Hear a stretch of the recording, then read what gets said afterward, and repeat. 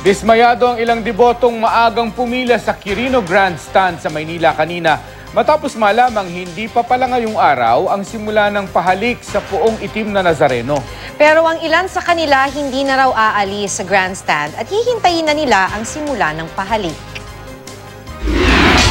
Anong oras na ho kayo ba nandito nagsimulang Alas 2, alas 3, alas 4. Nauna pa kami sa mga Madaling araw po. Nauna pa kami sa MMDA. Nauna pa kami. May dumating na mga coordinator, nag-selfie. Medyo uminit na ang ulo ng mga pumila kaninang umaga sa pag-aakalang simula na ng pahalik ngayong araw.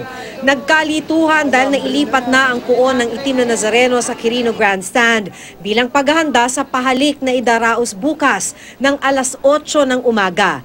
Nabalitaan din daw kasi nilang gagawin ng 2 araw ang pahalik. Na nilang ipagkait. Siya yung sinasabi. Paghalik sa Puong Nazareno. Siya yung sinasabi nila sa inyo. We are already here eh. So why do we have to go to leave the place, di ba? Tutuloy niyo ho tong pilang to. It's okay. Kasi pag lumalis ka rito, tapos sasabihin nila, nagbago isip, o pahalik nga, kawawa naman kami, babalik mo kami sa dulo na naman. May iba pang pamilyang maagang nagpunta roon nang mabalitaang naroon na ang puon. Pero hanggang tingin na lang muna sila. Gusto nyo rin ba paglaki nila, devotee din sila ng Black Nazarene? Anuhin ko sila, imumulat ko sila pero hindi ko sila obligahin. Kasi very risky ho kasi yung pagpunta doon.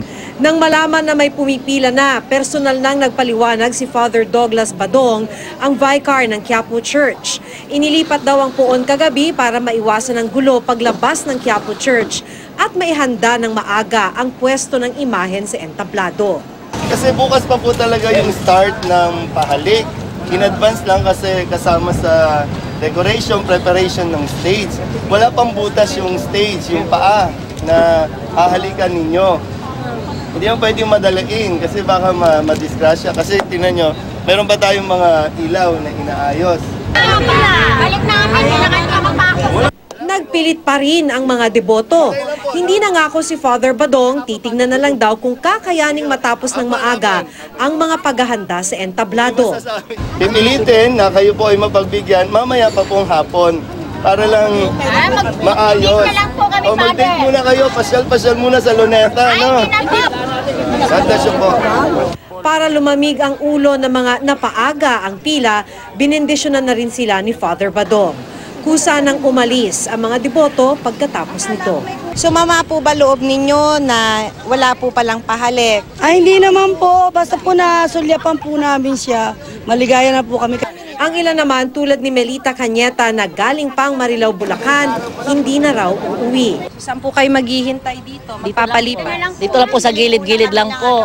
Sa gilid-gilid lang. So dito na rin po kayo sa May Luneta, sa Quirino Dito lang po, dito lang po. Dito lang po. At syaga po kami talaga. Pero dahil sinabi ni Father Badong na susubukan nilang magpahalik ng hapon, tanghali pa lang kahit tirik ang araw, may pailan-ilan na muling nakapila.